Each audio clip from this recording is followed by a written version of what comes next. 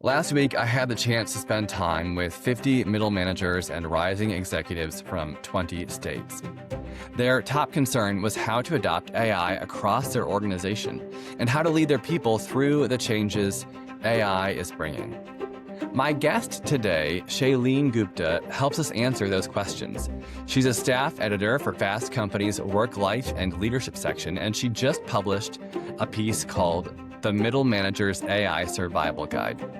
To write the piece, she interviewed 35 managers from across the United States, from some of the country and the world's biggest companies, and you'll hear their perspectives throughout the interview. Welcome to Stumbling Blocks, How Great Leaders Are Made. Here is best-selling author, researcher, and journalist, Shalene Gupta. Well, it's a joy to see you, Shalene. Thank you for joining the podcast today. Thanks so much for having me, Jonathan. You're welcome. Shalene, behind me is one of the books that you've published, and it's always behind me. It's the book, The Power of Trust, How Companies Build It, Lose It, and Regain It. It's always on the shelf behind me here in the Treehouse studio. And it's what you wrote it with Sandra Sucher, who's also been a guest on the podcast. And it's a wonderful book. Thank you for writing it. I love that. It's actually behind me too on my shelves, as you can see from the stacks of orange books. So I love that. I can see the orange books now. Yeah, I couldn't see the fine print, but now I know what it is.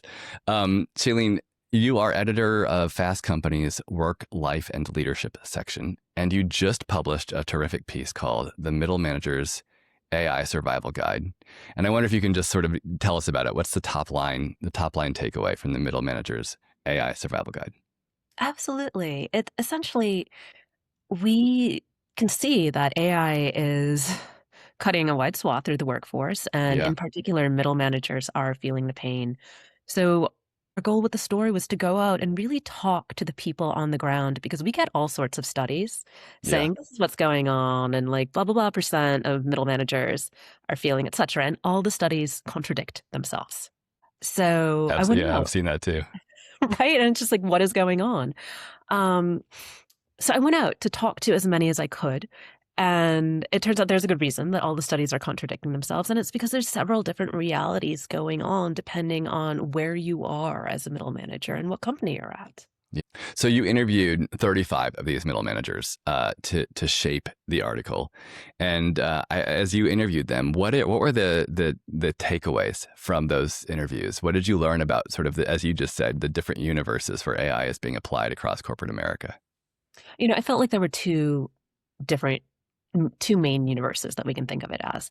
So number one is the companies who are really, they are at the head of the AI race, the center of the storm. It is like hit the ground, AI first, whatever it takes to get there. And those managers are having a terrible time, unsurprisingly. Yeah. And the stories were dystopian, they were heartbreaking. It was just very clear that these companies did not care about the human cost. Yeah. And also at times they didn't care about even the product or the service or what was happening because they were deploying AI. It was just AI for the sake of AI. Mm-hmm. Get it out fast. Get it out fast. Do some numbers. Yeah. Do some numbers, move fast, break things. Yeah. Which is having serious ramifications in terms of our overall trust of the technology, unsurprisingly. The second universe is actually where most people are, and that's the companies that realize AI is here. And we're not jockeying to be creating the infrastructure or the latest models, but we do need to figure out how to use AI to make ourselves more productive. And then we see a spectrum, right? There's some companies that are actually doing really thoughtful deployments. I personally was just really in love with what I heard about BCG, where they're doing training sessions tailored to each particular job.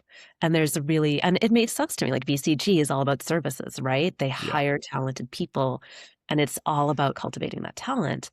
There's some where there were a lot where companies were like, there's no particular vision or strategy, but employees and managers have the freedom to experiment.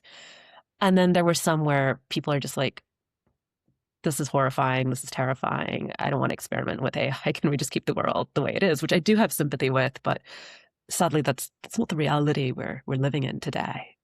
So speaking of the companies who are making kind of the more draconian choices. One of your interviewees was a fellow named Ethan who worked at Meta. Meta, of course, this week laid off 8,000 middle managers and others largely because of they're being replaced by AI. And Ethan said, quote, "It turns out that what we were doing was setting up the framework for our department to be automated by AI. I gave Meta nearly a decade of my life. It was my dream job for most of that time. And in the end, everyone I worked with was laid off." And what advice did Ethan have for others who might face or think they're facing the same experience? Ethan was really clear. Get out. If you think and you suspect that your company is going to replace you, they probably are. And I feel like Ethan's story is a real signal that these companies should be paying attention to. He said, this was my dream company. I wanted to be there for the rest of my life. And I left. And not only that, he's disenchanted. And I saw that from more than one person at these companies. There was someone else where it didn't make it into the article because I was way over word count. Yeah, 35 interviews is a lot to try to integrate into one article. There's a lot that got left simply because I couldn't make it. But there was someone who was working at one of these companies, and he said, "I thought I would retire here based on how my performance was going." And he landed on his feet. He's doing great. But he said, I look all the time now. I am always looking. I will never make that mistake again. So there was an interviewee who was a manager at Oracle who was laid off last September. And he said, most of the folks that we see getting laid off are in engineering, where AI is now writing the code. And we've heard that loud and clear from all kinds of leaders across sectors. He said, if an executive sees that engineers are writing the code and they're paying $200 to $500 a month for AI tokens to replace people, the math is tough to ignore. And I want to just, Shalene, this morning, I was meeting with an executive who leads his own company, and he was talking about kind of a senior associate that he brought in, so someone maybe 3 to 5 years out of college. And they didn't work out, and he let them go, and he and his leadership team decided that that person is going to be replaced fully by agents. And are you seeing that across industry, that essentially managers are now weighing the cost of a human against the cost of tokens? Again, I think it depends on what companies we're talking about. Sure. So in the ones who are kind of jockeying to be at the head in the race for AI, who are in that space, we're seeing that, I was just looking at, there are all these CEO statements that go out on X. So there was just one released by the CEO of ClickUp, right? It's like, we're laying off 22% of our workforce. And what we're expecting is our engineers to be 100 times more productive, and we plan on rewarding them accordingly. And he was saying we should get rid of all pay bands, right? And the people who are the most productive should get up to $1 million in comp. And we need to thin down and become leaner. 100 times more productive. That's the expectation. Because of AI. So now engineers should be managing AI agents doing the coding instead of reviewing other people's code. When you speak with executives in your role, and they're making this juggle, right? The juggle of using tokens that cost $200 to $500 a month, let's say, versus using a human. What are they wrestling with? So I want to be really clear that most of my research has been with middle managers. Yeah, sure. But I would say, I imagine if I was a CEO, right? It's the bottom line.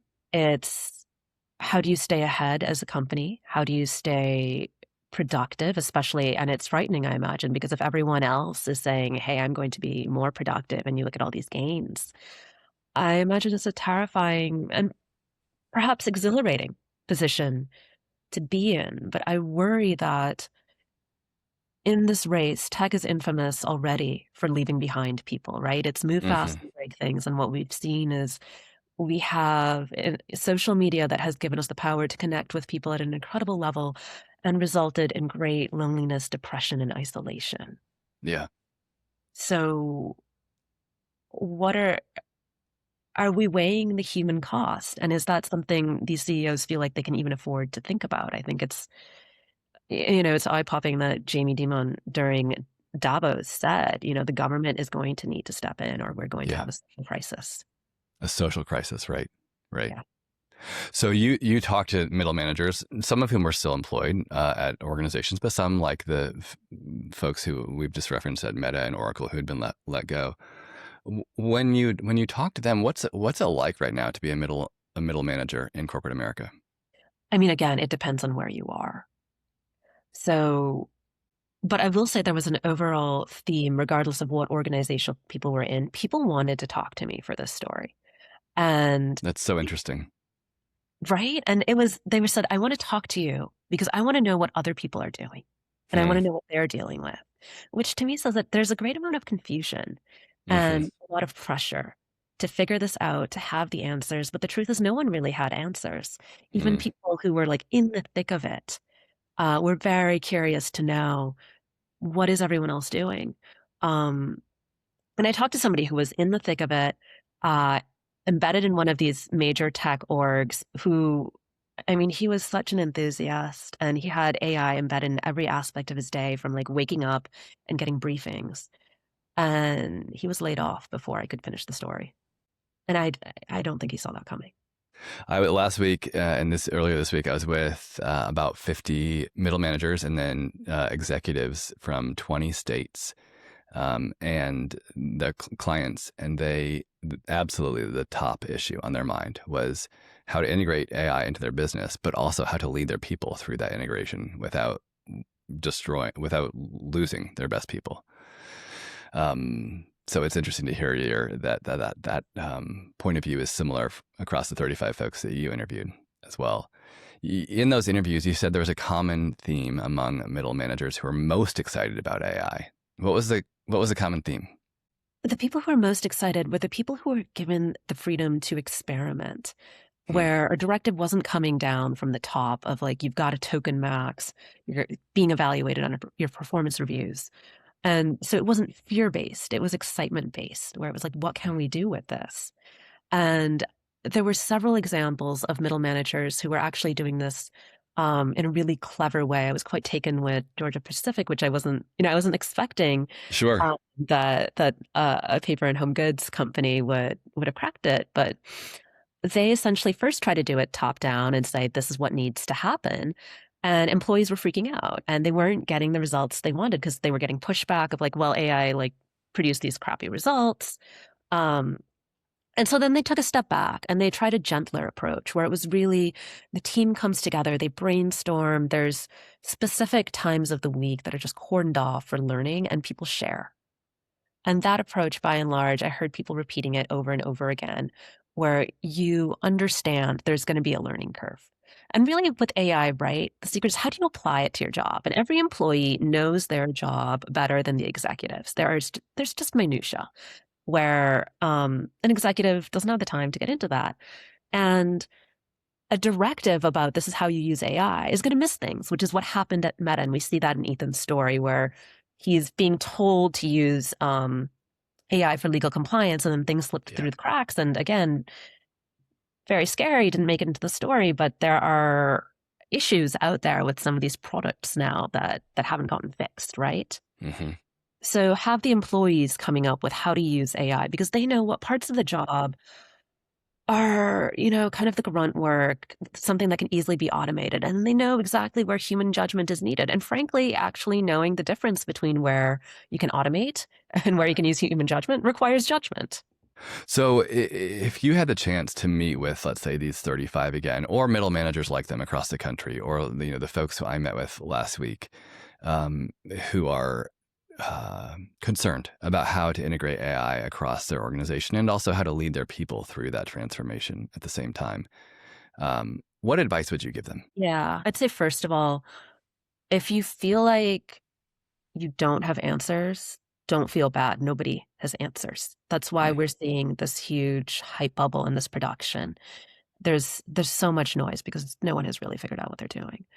The second is, I go back to this company that Sandra and I wrote about in our book on trust called Hmm. Recruit Holdings. Hmm. And this is in 1980s Japan. Recruit Holdings found itself in a terrible debt. And at the time, Japan had this culture of lifelong employment.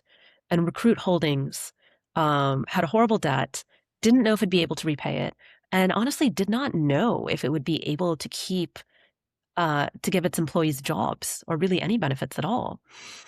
And so what the managers did was say, we have no idea what's going to happen in the future. We cannot guarantee employment. What we can guarantee is employability.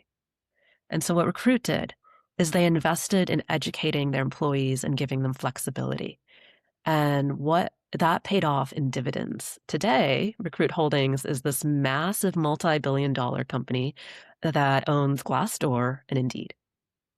And what middle managers now can do, and I heard somebody, one middle manager I interviewed who was at TikTok, said, I don't know what the future is, but what I can tell you is if you learn how to use AI, you will become more creative, more proficient.